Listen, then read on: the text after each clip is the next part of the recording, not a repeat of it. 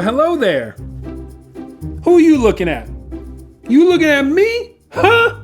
You looking at me? Are we rolling? Oh, hello. I'm Kellen, and we've been having a lot of fun taking a closer look at the world around us. So I have a mirror here, but it's not just any mirror. It's a two-way mirror.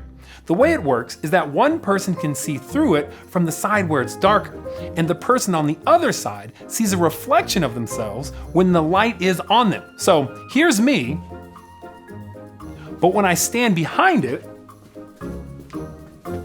and change the lighting, can you see me now? Cool, right? I'm seeing a reflection of myself, but if we change the lights again, I see you. Cool, right? All right, well, we'll come back to that later. So our story today actually comes from two different books of the Bible. Now, they're both pretty famous passages. The first is from the book of Matthew, where the Pharisees are asking a question of Jesus. First, let me explain who the Pharisees were. They were a group of religious leaders who tried to honor God by following a bunch of religious rules. The problem was they focused so much on following the rules that they didn't love God or other people very well. They also didn't like how Jesus claimed to be the Son of God, and they didn't like how everyone seemed to be following after him. When one of the Pharisees asked his question, he was really trying to put Jesus to the test and see if Jesus might say something that would get him in trouble. So he asked Jesus this question: which is the greatest commandment in the law? Now, the law he was referring to was the law in the Old Testament that had lots of rules.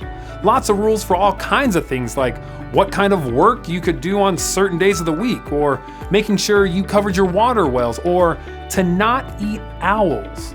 Seriously, it's in there. Check it out. So Jesus answers them and says, "Love the Lord your God with all your heart and with all your soul. Love him with all your mind. This is the first and most important commandment. And the second is like it. Love your neighbor as you love yourself. Everything that is written in the law and the prophets is based on these two commandments." Jesus basically sums up the law with those 4 verses. There are more than 600 rules in the Old Testament, and Jesus says here what you need to do. Love God, love people. That's it. Crazy, right? But how do we love someone? I mean, what is love?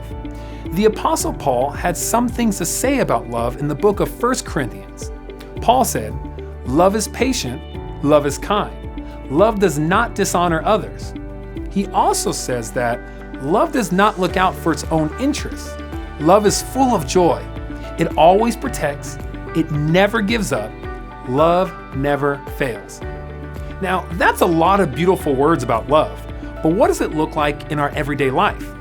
What does it look like for love to be patient? Okay, what if your little brother or sister has destroyed the Lego tower you built for the 3rd or 4th time? Showing them love might mean that you're patient and that you don't get angry at them. What does it look like for love to be kind?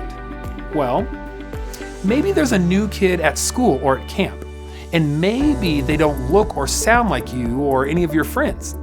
It may not be easy, but to show that person love means to show kindness. Invite them to sit with you at lunch or play with you at recess, even if your other friends don't want to. What does it look like for love to never fail? That's a big one, right? To say that love never fails? Well, I don't think Paul was saying that love is always easy. It's not. And sometimes we might feel that love has failed when you try to show someone kindness or patience and they make fun of you or they ignore you. But I think maybe Paul is saying that we can't give up. And if we continue to show people love, it will change them and change us, even if we can't see it immediately. I think it's also good to remember that God is described as love, and what God did by sending us his son Jesus will never fail. Even when we mess up, God still loves us, and we can show that same love to others. Here, let me show you something. So we're back at this two-way mirror. Remember that it works because of light. When you light up one side of the mirror and lower the light on the other side, the person that has the light shining on them is able to be seen.